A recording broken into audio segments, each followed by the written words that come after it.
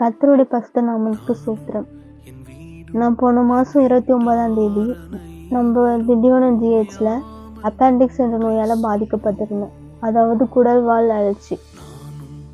நான் செக் பண்ணி பார்க்கும்போது குடல்வால் அழற்சி வெடிக்கிற ஸ்டேஜில் இருந்தது.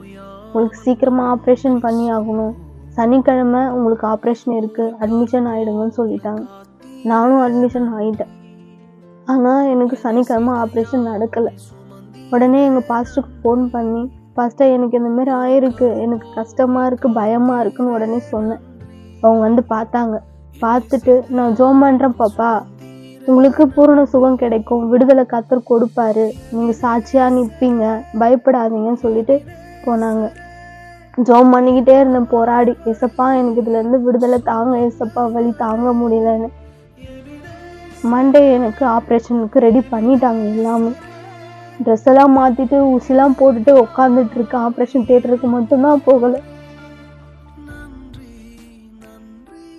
தேவன் எனக்கு ஆப்ரேஷன் கேன்சல் பண்ணிட்டாங்க. ஒரே எனக்கு பாரமாயிடுச்சு. ஏசப்பா என்ன இது ஆப்ரேஷன் வரைக்கும் வரும், நம்மளுக்கு கேன்சல் ஆயிடுச்சுன்னு சொல்லிட்டு ரொம்ப பயத்தோடு ஜெபம் பண்ணிட்டு இருந்தேன். வலி ரொம்ப அதிகமாயிடுச்சு. உடனே என்னை ஜிக்மோர் ஹாஸ்பிட்டலுக்கு பாண்டிச்சேரி கூட்டிட்டு போயிட்டாங்க. அங்கே போயிட்டு எனக்கு நிறைய டெஸ்ட் எடுத்தாங்க. அப்பெண்டிக்ஸு, கர்ப்பப்பை டெஸ்ட்டு, பித்தப்பை டெஸ்ட்டு, யூரின் இன்ஃபெக்ஷன் டெஸ்ட்டு எல்லாமே எடுத்து பார்த்தாங்க. எமர்ஜென்சி வார்டில் தான் இருந்தேன். எல்லா டெஸ்ட்டும் எடுத்தாங்க. என் பக்கத்தில் ஃபுல்லாகவே ஆப்ரேஷன் பண்ணப்பட்டவங்க தான். கை இல்லாதவங்க, கால் இல்லாதவங்க. ஒரே பயம் எனக்கு. ஏசப்பா உம்மை ஆராதிக்கிறேன், நான் எதுக்கு இவ்வளோ கஷ்டப்படுறேன், துன்பப்படுறேன் ஏசப்பான்னு சொல்லிட்டு ரொம்ப கஷ்டப்பட்டு ஜெபம் பண்ணிட்டு இருந்தேன்.